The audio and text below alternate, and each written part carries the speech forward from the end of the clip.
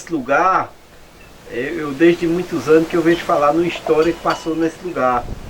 E você poderia me contar um pouco dessa história, você que esteve tão próximo dela, que é a história da Índia, né? É, a história da Índia. Me conta um pouco dessa história. Essa história foi outra história que marcou a região, né? A região, não só o Retiro, mas... Lá em Soledade, que está aqui a quase 100 quilômetros, a gente vai falar muito dessa história. É mesmo? É, muito, desde muitos anos. Então é outra história bacana, né? Porque na realidade a história da Índia são 2 capítulos. Sim.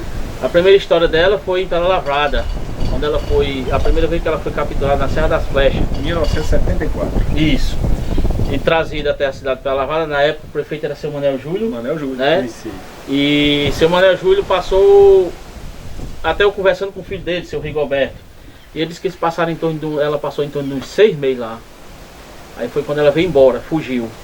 Fugiu. Ela fugiu, aí veio se abrigar aqui dentro dessa serra. Antes de chegar aqui, ela foi pega lá como? Você sabe onde foi, como foi? Não, lá a gente tem até o livro. Tem até o livro. Agora lá eu não consigo.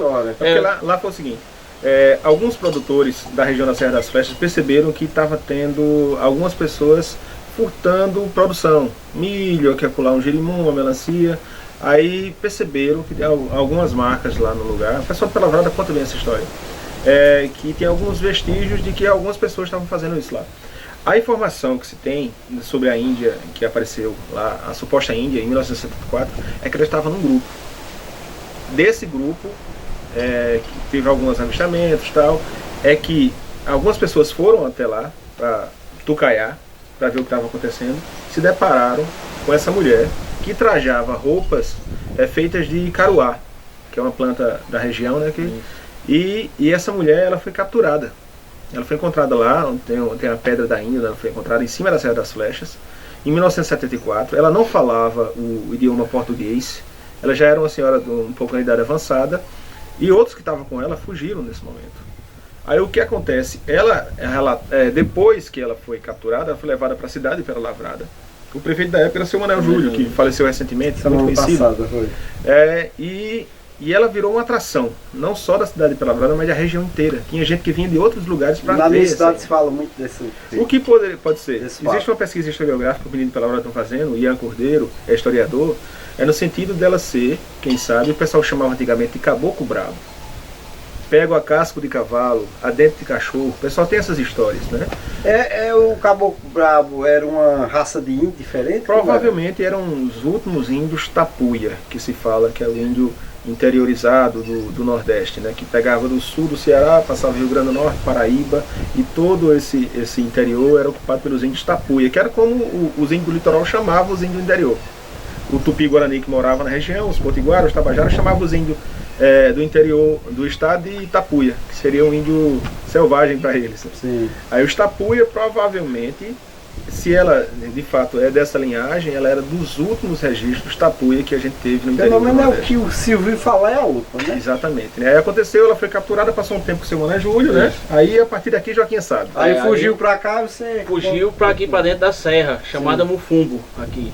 Sim. E do mesmo jeito que aconteceu lá na região lá, começou a acontecer aqui também na região. Alguns furtozinhos, o pessoal começou a sentir falta de algumas coisas e o pessoal começou a deparar com essa pessoa dentro da serra aqui. O vizinho aqui deparou-se com ela aqui, bem pertinho aqui. Aí ele se assustou, né? Quando eles se encontraram, o caminhozinho estreito, quando ele se encontrou com ela, disse que ele se assustou, ele correu para um canto e ela para outro. Todos dois se assustaram. Aí começou o relato que estava vendo essa pessoa e o pessoal achava que poderia ser um bandido, um ladrão e tal. Aí vamos pegar, vamos procurar. Aí se reuniram todo mundo e quando foi um dia meu avô se deparou com ela aqui em cima. Meu avô, e na época era o avô do negro, seu Adonias, a cavalo. Ele perto. Aqui pertinho aqui, chama o Pau Pedra, que é um açude. E eles se depararam com ela aqui.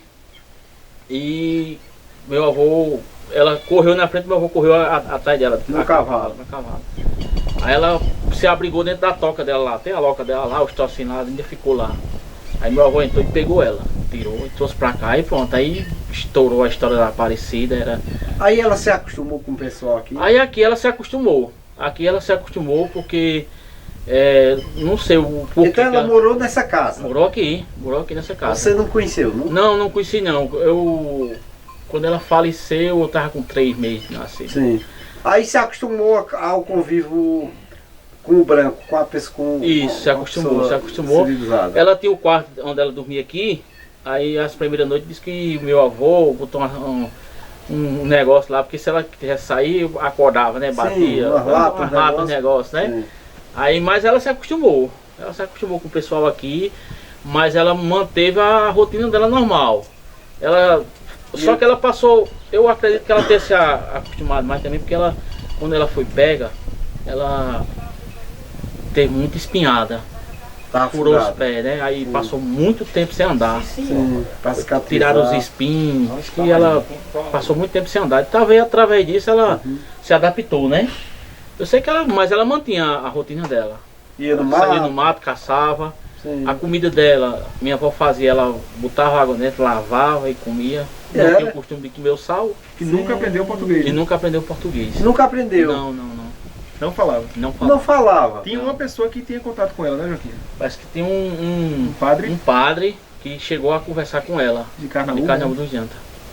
Foi o único que Que conseguiu. entendia a língua dela Isso. talvez.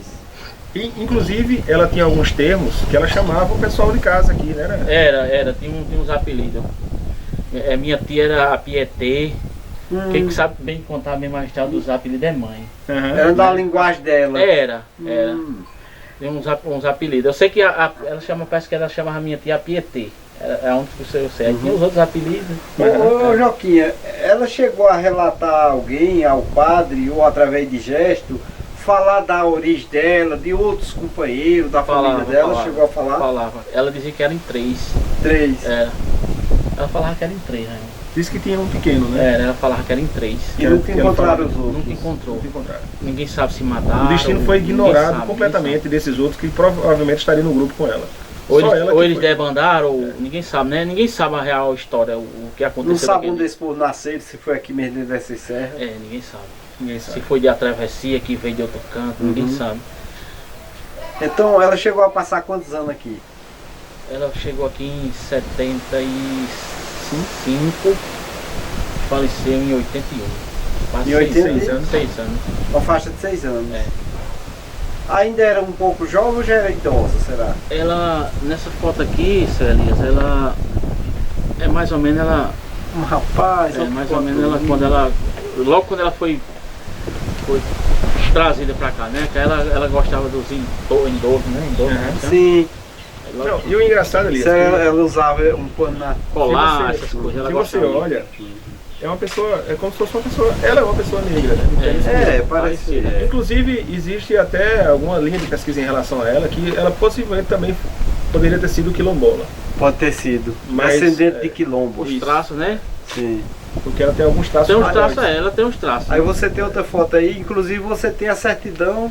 Esse aqui era o perfume que ela mais gostava. Gostei.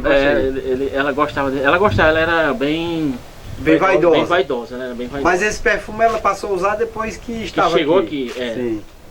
Ele era da avó, Toque de Amor. Era o perfume que ela gostava. Era o perfume que ela mais Toque de gostava. Amor, sim.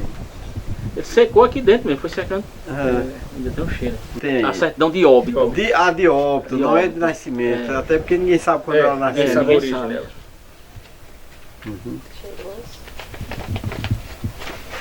Data... Levanta assim pra gente ver. Na verdade, quem ele escaneou, a gente vai lançar na edição. Essa aí é a certidão de óbito dela, que foi Que ano feita foi? em Parelhas, né? Tem o ano que ela... Ela faleceu em 81. 81. Então ela foi enterrada em Parelhas. Parelhas. Então aqui estamos relatando algo muito interessante dessa região.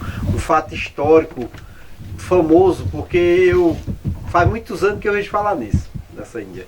Esse aqui é um vestido que ela gostava também, disse que era um dos vestidos que ela mais gostava.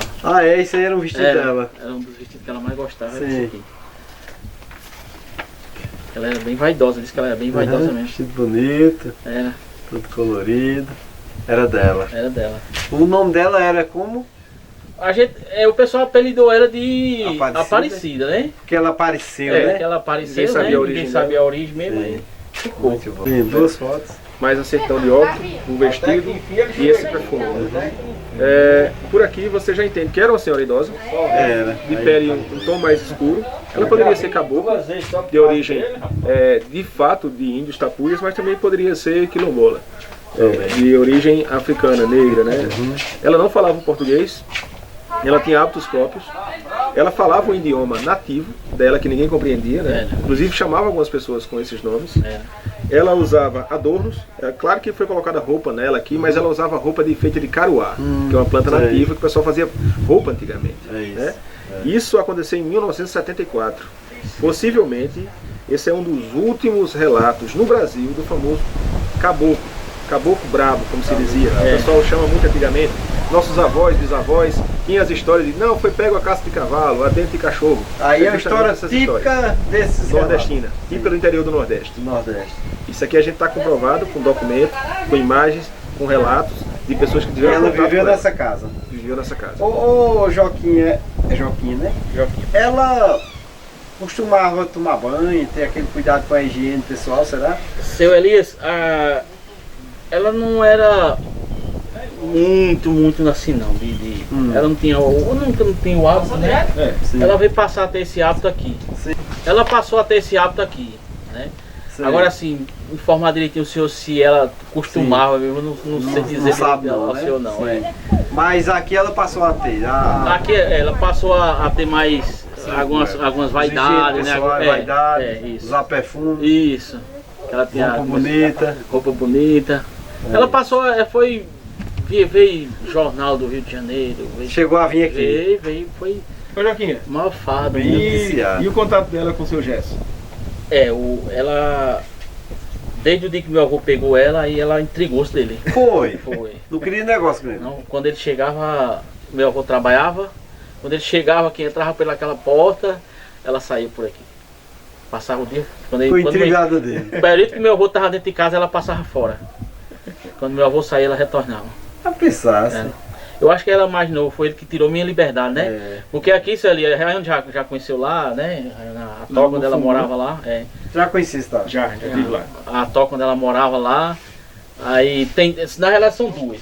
Tem a, vamos dizer, a mais luxuosa, que é mais, a vista mais ampla, e tem a outra lá onde ela plantava. Ela plantava? Ela plantava. Segundo pessoas que, logo no início que ela foi pega lá dentro da serra, aí foi descoberto alguns cantos onde ela fazia plantação.